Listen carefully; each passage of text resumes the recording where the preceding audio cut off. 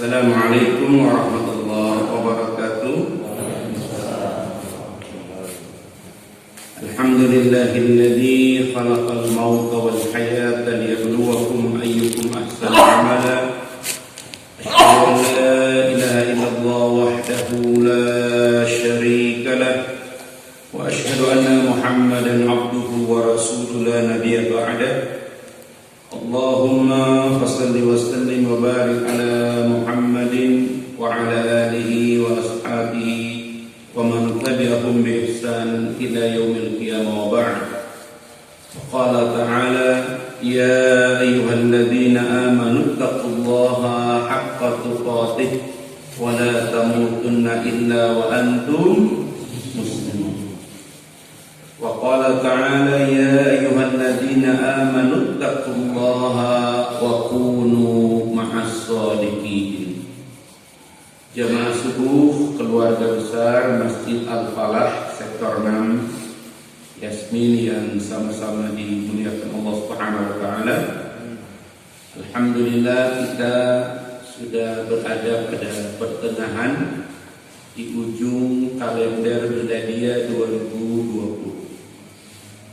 Saya sampaikan kita Ramadan itu kurang lebih 14 April 2021. Jadi kalau kita hitung mundur, Desember ini kita tidak hitung lagi, berarti tinggal 14 Januari, 14 Februari, 14 Maret, 14 April. Mudah-mudahan semuanya disehatkan Allah Subhanahu wa taala.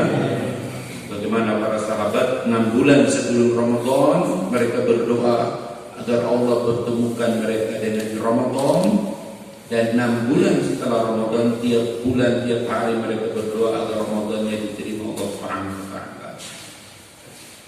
Jemaah sekalian, pada pagi hari ini kita melanjutkan bahasan tentang gejolak rasa, emosi di tengah pandemi. Dan ternyata emosi itu salah satu yang mempengaruhi emosi seseorang. Tidak cuma soal marah, sedih, senang, tetapi ada satu faktor yang ikut mempengaruhi emosi. Faktor ini sangat kuat, apalagi di tengah pandemi. Diakui atau tidak, emosi seseorang sangat tergantung pada salah satu faktor ini, yaitu apa yang disebut dengan faktor fitnatul mal, fitnahnya harta. Jadi memang betul ada ungkapan, apalagi dalam keluarga, ada uang abang sayang, nggak ada uang, Masya Allah. Ada dua referensi ya, ada uang abang sayang, nggak ada uang abang melayang, atau nggak ada uang abang ditendang. Gantung pengalaman masing-masing lah ya, Masya Allah. Seperti itu. Tapi memang betul, memang ada pengaruh. Harta itu memberikan pengaruh pada emosi, ya, Bapak-bapak. Jadi emosi itu tidak harus marah, ya. Coba kita lihat, Pak. Saya beri contoh ini, mohon maaf, Pak, ya. Kenapa Rasulullah SAW menyuruh seseorang, ya, ketika masuk pasar itu ada zikir yang dibaca, Pak. Salah satu zikir yang sangat sahih dianjurkan oleh Nabi kalau masuk pasar, baik pasar tradisional maupun pasar modern maupun toko, itu kalau kita masuk kita dianjurkan membaca zikir la ilaha illallah wahda la syarikalah lahul mulku wa lahul hamdu wa huwa ala kulli syai'in qadir. Karena kadang-kadang kita masuk di tempat perbelanjaan, Pak, ya, emosi kita tidak stabil, Pak. Ya, orang kalau masuk di tempat perbelanjaan, kalau dia tidak bawa catatan, itu bahaya. Orang kalau masuk di tempat perbelanjaan ada catatan, maka yang dia beli, yang dia butuhkan. Tapi kalau orang masuk di perbelanjaan tidak bawa catatan, Pak, kadang-kadang yang tidak butuh dia beli. Ya. Makanya kata pakar ekonomi, pakar keuangan, Sebenarnya yang kalau kita butuhkan dengan rezeki yang Allah berikan sebenarnya cukup. Yang suka tidak cukup, cash flow terganggu, karena yang kita suka beli itu bukan yang kita butuhkan, tapi yang kita inginkan. Kalau kebutuhan terjangkau, tapi keinginan tak terjangkau. Nah itulah sebabnya hati-hati, ya, hati-hati. Apalagi kalau sudah masuk dorong keranjang, ya, nggak ada catatan, mulai, ya, masya Allah. Apalagi akhir tahun ada kon, masya Allah. Ini hati-hati Pak, ya, hati-hati, ya. Ustaz, kami tak butuh lagi Ustaz, kami nggak perlu lagi perbelanjaan apa semua, cukup dengan handphone, ya, 12 ya, masya Allah, ya. Dari tadi malam ramai benar, ya, ramai benar. Apa itu? Diskon besar-besaran, masya Allah, ya, luar biasa. Nah ini, jadi harta itu ada pengaruh pada emosi seseorang. Dan ternyata orang yang terkena fitnah harta itu tidak harus orang yang lagi susah. Ada orang yang lahir dari lahir sudah kaya Pak. Dari lahir sudah kaya, tapi ternyata terjebak juga dengan fitnah harta. Ya, terjebak juga dengan fitnah harta. Ala kulli hal, ada yang mengatakan tidak krisis ekonomi, kita cuma resesi, ya. Kita tidak bencana nasional, ya, karena ini bukan bencana alam, begitu. Ala kulli hal, Bapak-bapak, mari kita sedikit melihat. Saya sampai baca-baca, ternyata harta itu Pak, dia mempengaruhi emosi. Ya. Orang punya duit Pak, itu mempengaruhi takdir kita. Orang kalau ada duit Pak, itu takdirnya mantap. Allahu Akbar. Tapi kalau lagi punya duit Pak, takdirnya masya Allah. Terasa Allah itu lebih besar kalau kita punya duit, ya. Makanya kalau ke masjid itu, masya Allah. Mohon maaf Bapak-bapak, ya. Ada faktor yang disebut emosi pada. Mari kita lihat. Tema kita adalah fitnatul mal. Nah ini dia. Jadi nanti kita lihat bagaimana salah satu dampak daripada ini fitnatul mal. Kenapa harta itu mempengaruhi, ya, fitnahnya?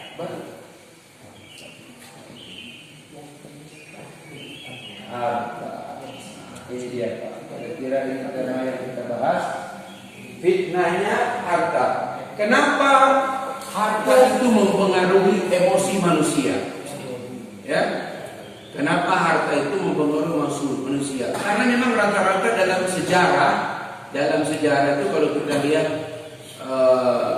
di surat Al-Kahfi itu, kenapa orang-orang itu menentang para nabi dan sebagainya? Karena mereka mengatakan kami lebih pantas, ya, kami lebih pantas darimu karena kami lebih banyak harta dan kami lebih berkuasa. Ada dua faktor itu orang-orang yang menentang para nabi, yaitu orang-orang yang memiliki harta dan para penguasa. Dan itu terulang-ulang. Makanya kisah Nabi Musa itu Pak, kisah Nabi Musa itu kisah yang paling banyak dikisahkan dalam Al-Quran. Walaupun pada akhirnya ternyata Nabi Musa itu disadarkan oleh Allah dalam surat Al-Kahfi. Ternyata ketahuan kalau Nabi Musa memang tidak begitu kuat kesabarannya. Karena ketika dia bertemu dengan seorang nabi sekaligus wali, Khidir, ternyata dia tidak bisa sabar melihat setiap fenomena yang terjadi. Ya, Nabi Khidir menghancurkan kapal atau perahu nelayan. Nabi Khidir membunuh seorang anak, ya, seperti itu. Itu Nabi Musa kaget dan dia selalu beringin tahu. Padahal dalam beberapa hal kita tidak semua harus kita tahu, karena ketika kita tahu itu pelajaran-pelajaran yang diberikan kepada kita, al-waktu wal ilaj. Kadang-kadang waktu buat jawaban-jawaban itu. Ya, kayak sekarang ini Pak, kita akhirnya disuruh bersabar, ya, disuruh bersabar. Apa yang bakal terjadi? Kita lihat nanti waktu juga akan membuka semua ini, ya. Saya sering ditanya oleh jamaah, Ustaz, ini umat Islam diam ya, sudah seperti itu. Saya bilang kadang-kadang dalam posisi tertentu kita boleh menyampaikan sesuatu, tapi kadang-kadang diam itu jauh lebih baik, ya. Karena memang, mohon maaf, hari-hari terakhir ini, ya kita juga sudah kontak. Ya, apa perlu umat, ada perlu ini, disuruh bersabar. Insya Allah masih bisa. Jadi harus tenang kita, ya. Dan sekali lagi, fitnatul mal, harta itu punya fitnah, salah satunya pada emosi seseorang, ya, pengaruh pada emosi seseorang. Lihat aja orang rumah, kalau tanggal muda itu tenang-tenang, ya, emosinya terkendali, ya, gitu. Tapi kalau sudah mulai masuk tanggal 20, ya, di rumah itu Masya Allah, anak-anak dari emaknya darting, ya, Masya Allah. Itu luar biasa. Makanya bapak-bapak perhatikan, kalau sudah masuk tanggal-tanggal 20 itu usahakan agak lebih, jangan banyak kesalahan kita di rumah, ya, Masya Allah. Cobalah atur-atur, Pak, karena itu mempengaruhi sekali. Mari kita lihat, Pak, ya, fitnatul mal. Bagaimana Allah meletakkan harta itu dengan emosinya, ya. Dalam Al-Qur'an kalau kita lihat, Pak, ya, bagaimana harta mempengaruhi emosi. Yang pertama kalau kita lihat Quran surat Al-Kahfi surat 18 ayat 46. Allah katakan harta itu adalah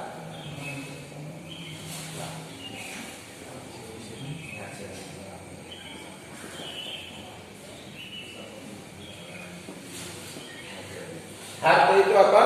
Al-malu wal banun zinatul hayatid dunya.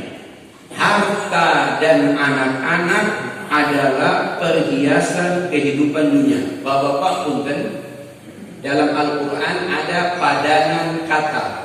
Padanan kata itu selalu beriringan, kayak sholat dengan zakat, dunia dengan akhirat, siang dan malam. Ya, kalau dunia dengan akhirat masuk akal, ya, siang dan malam masuk akal. Tapi ketika menyebut harta di ayat di Quran, padanan katanya adalah anak-anak. Apa maknanya, Pak? Maknanya harta dan anak adalah faktor yang paling kuat mempengaruhi emosi. Yang paling bikin pusing orang tua ini harta, anak.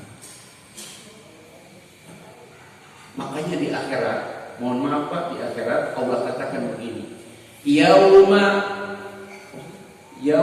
la yanfa'u malun wala banun. Yauma, pada hari di mana harta dan anak tidak berguna lagi.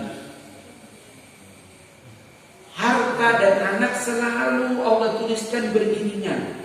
Kenapa? Karena paling kuat mempengaruhi emosi kita. Bahkan ketika kita berdoa, Pak, kalau dua bab ini nggak ada masalah, doa kita tenang banget. Tapi kalau dua ini lagi bermasalah, doa kita lebih kuat lagi. Ya Allah. Emosi itu, Pak. Makanya kata Allah, Yauma la yanfa'u malun wala banun. Pada hari di mana harta kalian, anak-anak kalian tidak lagi berguna.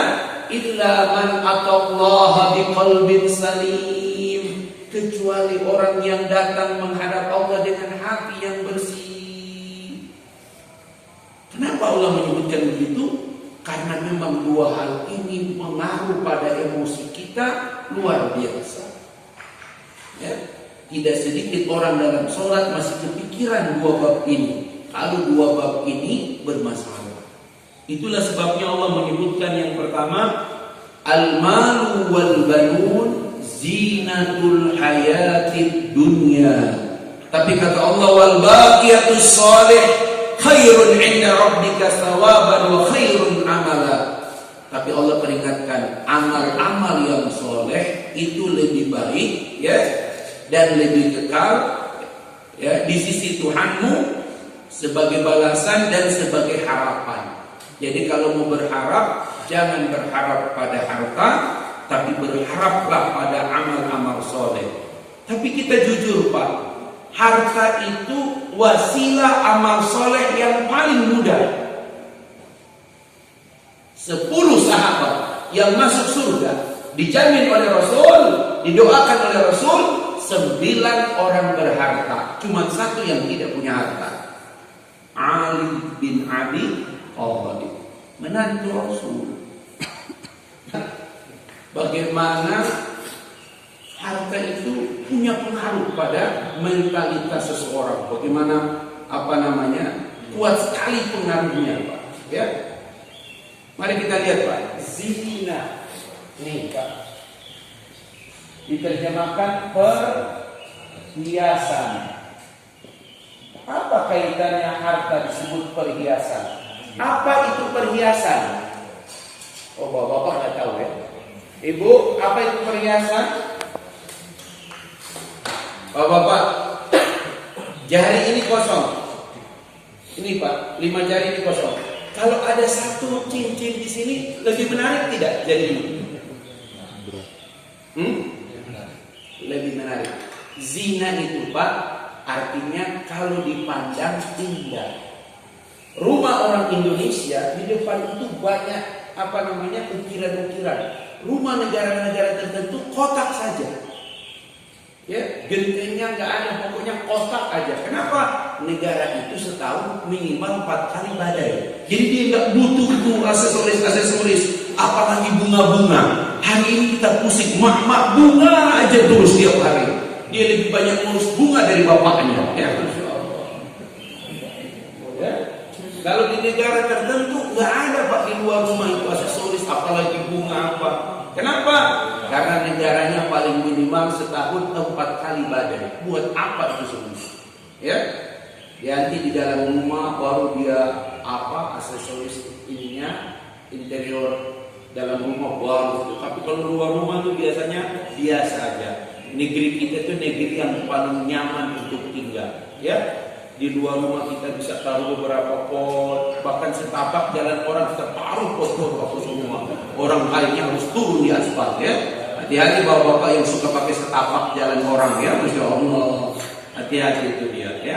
Kenapa? Karena negeri kita kata orang-orang Arab, bila hukum al-jannah. Ya, negeri kalian sepenggal firdaus, sepenggal surga yang ada di bumi. Enggak ada seperti negeri kita Pak. Ya. Nyaman benar tinggal di kita. Mana ada di Arab pengajian pakai makanan begini? Enggak ada. Ya, ngaji sama orang Arab ada makanan bisa hus. Cuma di Al-Falai ada gitu. Manis enggak ya? Insyaallah. Maaf Pak. Bismillah. Nyaman benar. Mana ada di Arab gorengan begini? Enggak ada. Nikmat Tuhan mana yang kamu dustakan? Masya Allah. Nyaman benar. Jadi kalau lihat lampu-lampu begini, suasana bukan di masjid, di kafe. Masya Allah. Ya, lihat aja Pak, di masjid ini ada satu tempat ya, tumben aja nih dia dinding itu nggak ada orangnya. Coba lihat, ini ada orangnya, ini ada orangnya, ini ada orangnya. Bahkan itu dinding-dinding itu sudah ada nama. RW apa semua. Apalagi yang agak sedikit di atas 70 kilo ya, Masya Allah ya. Bapak-bapak, sekali lagi mari kita lihat Pak, zina, perhiasan. Apa yang paling mendorong orang pakai perhiasan? Emosi. Itu luar biasa Pak ya. Jadi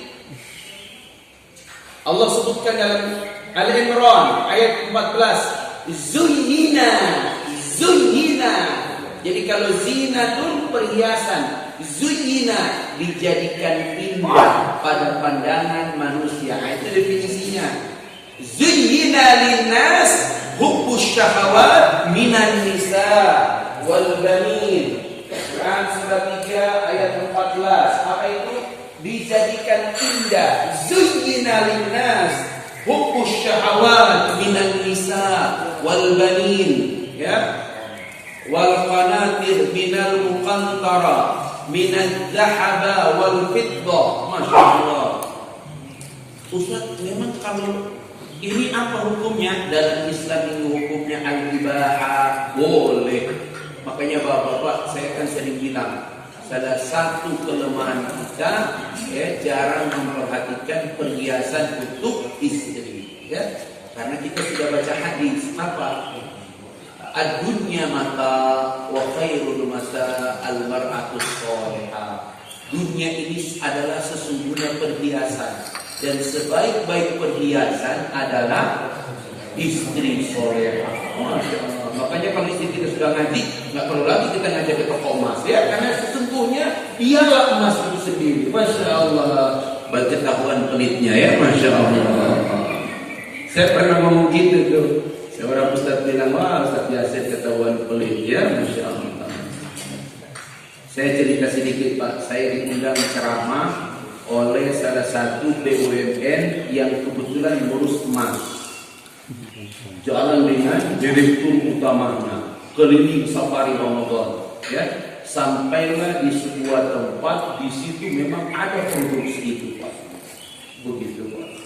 Sudah terakhir saya dipanggil sama istri daripada direksi itu. Pak Ustaz, tahu Pak Ustaz ukuran cincin istri? Oh, kalau itu Bu, saya hafal betul Bu, ya. Ustaz hafal ya, berapa coba ukurannya? Ukurannya 6 sedikit lebih, 6,5 lah Bu. Karena kan standar itu 5,5, 6,5 sampai 7. Kalau sudah lewat dari 7 itu berarti beratnya di atas 70 kilo gitu ya, Masya Allah. Jadi gitu Pak, ukuran cincin itu gitu. Yang beratnya di bawah 50 kilo itu 5,5, 5. Di atas 50 kilo, 60 kilo itu 6. Di atas 60 kilo itu 6,5, kan? Gitu. Sampai terkagum istrinya dirut itu, direksi itu. Ustaz, apa ya gitu? Iya Bu, Ustaz, ini kita sudah melakukan perjalanan dari Jakarta sampai ke ujung, Masya Allah, naik pesawat, habis itu sambung pesawat lagi, kemudian jalan darat luar biasa. Ternyata saya lihat tambangnya luar biasa. Ya, pulang saya dihadiahkan itu Pak, ya. Titip untuk ibu ya Ustaz, Masya Allah. Itu sudah emas, di tengahnya pakai batu, waktu itu lagi zaman batu, diberikan batu hijau itu. Saya lihat apa batu ini, saya nggak tahu juga. Sampai di rumah saya berikan itu pada istri. Masya Allah, senangnya istri. Saya baru sadar, istri itu senang ternyata sama cincin itu, Masya Allah. Ketahuan pelitnya kita ya, Masya Allah. Jadi ini fokus sekali, ya Allah. Wah, kita ukuran ini, Masya Allah. Saya bilang walaupun saya tidak pernah belikan kamu emas, ya, kecuali saat menikah, mahar, ya, Masya Allah. Dan itu pun karena saya pakai hadis, sebaik-baik mahar itu mahar yang paling sederhana, ya, Masya Allah. Makanya dia nggak minta banyak-banyak kilonya, ya. Dia bilang, kok sumpah Abi hafal? Apa Abi pernah ukur? Enggak, Abi baca itu, ya. Jadi cuma baca itu. Pokoknya ukurannya seperti itu Pak. Kita jangankan di cincin, ukuran cincin jari istrinya nggak hafal. Itu super pelit kita, ya. Tapi itulah gambaran kondisi emosional kita. Jadi ibu bapak-bapak, zinatul hayatid dunia. Dulu saya di zaman batu itu, kalau ceramah ke Natuna, kepala-kepala desa, Pak Ustaz, sebentar dulu. Jangan dulu ceramah, ini Ustaz, pakai, cabut dari jari dia, dipakaikan ke saya. Apa lagi? Ini nggak ada di Jawa Ustaz, nggak ada di Bogor. Pakai Ustaz. Kenapa? Karena mereka bilang waktu lagi kumpul-kumpul, Ustaz kakinya ditaruh di bawah. Kaki saya di bawah, itu Ustaz kaki. Ini tangan, cuma kaki yang tidak pakai cincin Ustaz. Masya Allah. Jadi memang ada di beberapa tempat itu lelaki itu memang harus ada cincin, dan zaman batu itu yang depan Indomaret, depan apa itu gosok pokoknya terus ya. Masya Allah waktu itu Bapak. Pak Jenderal ada ini. Saya tidak terlalu suka aksesoris ya. Yang komplit gue. Oh gitu. Saya lihat ada beberapa pria. Saya termasuk yang tidak terlalu suka Pak, ya, batu dan jam tangan. Karena sekali saya pakai, kemudian wudhu, kemudian saya buka, itu hampir dipastikan nggak naruh lagi, Pak ya. Jadi saya itu termasuk cincin, jam tangan, payung. Itu istri nggak pernah ngasih. Karena kalau sudah bawa payung pulang ke rumah nggak bawa lagi, Pak ya. Payung, kemudian jam tangan, buka, wudhu. Padahal secara kualitas nggak dibuka juga, nggak apa-apa, Pak ya. Tapi kita refleks, buka, taruh aja wudhu. Udah selesai, jalan, Masya Allah. Ya, gitu. Jadi ada memang tipe orang tidak suka aksesoris. Makanya kalau sholat, Pak, jam tangan itu jangan dipakai di sebelah kanan. Karena kalau kita sholat itu kan 3 mazhab sedekap. Syafi'i, Hanafi, Hambali sedekap. Kalau Maliki lurus tangannya. Kalau 3 mazhab ini jumhur sholat Allahu Akbar sedekap. Nah kalau jam tangan kita di sebelah kanan, dia kan ada di atas. Pertama kita menatap tempat sujud. Karena imam kelamaan panjang bacaannya, kita sudah mau melirik jam tangan kita. Ini dulu waktu jalan-jalan itu, Masya Allah saya beli itu. Kenangan jam itu ada, Pak ya, seperti itu. Terakhir tahiyat, ya kan ada imam doanya panjang sekali, dibilang baca lengkap. Orang ini setelah inna hamidul majid, dia nggak banyak belajar doa-doa setelah inna hamidul majid. Lama begini, akhirnya dia lihat juga jam tangan dia itu, ya. Yang di sebelah juga melihat, Masya Allah, jam tangannya gede, ada detik, ada menit, itu banyak jarum. Yang sana bilang begini, ini jam tangan apa beneran PDAM, ya Masya Allah. Nah itulah sebabnya kenapa kalau sholat boleh pakai jam tangan ya, tetapi sebaiknya taruh di sebelah kiri begitu Pak. Supaya kalau sholat ketutup begini Pak ya. Dan kalau tahiyat ya orang tidak pernah kan sunnah tahiyat itu Pak tidak cuma mengeluarkan tali telunjuk, tapi mata kita yang tadinya ke tempat sujud dialihkan ke telunjuk at-tahiyatu ya seperti itu. Nah Bapak, ini contoh betapa harta itu luar biasa pengaruh pada emosi seseorang. Nah inilah Bapak-bapak sekalian. Jadi kita lihat ini yang pertama, fitnatul mal ya, seperti itu. Jadi ini yang pertama Pak, ringan ya, kelihatan ringan. Zinatul hayatid dunya. Berikutnya, mari kita lihat ya. Yang berikutnya Quran surat 63 ayat 9. Apa ini Ustaz? Allah sebutkan harta itu adalah sumber kelalaian. Ustaz, apakah ini klaim? Mari kita lihat. Al-Munafiqun ayat 9. Kata Allah, ya ayyuhalladzina amanu, hai orang-orang yang beriman, la tulhikum amwalukum wala auladukum an dzikrillah. Hei orang-orang beriman, jangan sampai harta-hartamu, anak-anakmu melalaikan kamu daripada mengingat Allah. Allah katakan ya, salah satu unsur yang banyak melalaikan manusia adalah harta. Tidak mungkin sesuatu itu melalaikan kita daripada mengingat Allah kecuali dia memaksa, memainkan emosi kita. Saya pernah dengar ibu-ibu kalau sudah belanja di Tanah Abang, di Tamrin City, itu sholat juhurnya jam berapa? Lihat redaksi mereka. Itu ibu bilang, sudah asar belum? Sudah masuk asar belum? Kata mereka, kok nanya asar? Soalnya kita belum juhur. Masya Allah. Bayangkan, ketika mereka mau sholat juhur, nanyanya sholat asar. Kebayang itu Pak? Nanya sholat juhur, sebenarnya mau sholat juhur, tapi itu bahasa mereka, udah masuk waktu asar belum? Belum, kita belum juhur. Masya Allah.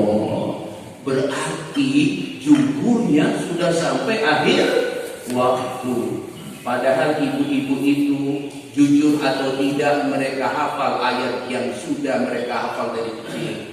fawailul lil musallin. Ada orang sholat tapi celaka. Siapa mereka? Alladzina hum an sholatihim sahun. Sahun itu kalau terjemahan di Quran itu soft, agak lembut, yaitu orang-orang yang lalai dari sholatnya. Itu versi Kementerian Agama RI. Tapi kalau buka tafsir, gak ada perbedaan ulama tentang sahun. Al-Qurtubi, At-Tabari, ya, atau Ibnu Abbas dikutip oleh Ibnu Katsir. Apa kata para ulama tafsir? Sahun maknanya satu. Apa? Yata'akharuna, orang-orang yang sengaja mengakhir-akhirkan waktu sholatnya, orang-orang yang sengaja menunda-nunda waktu sholatnya. Itulah sebabnya saya kalau baca doa di pernikahan itu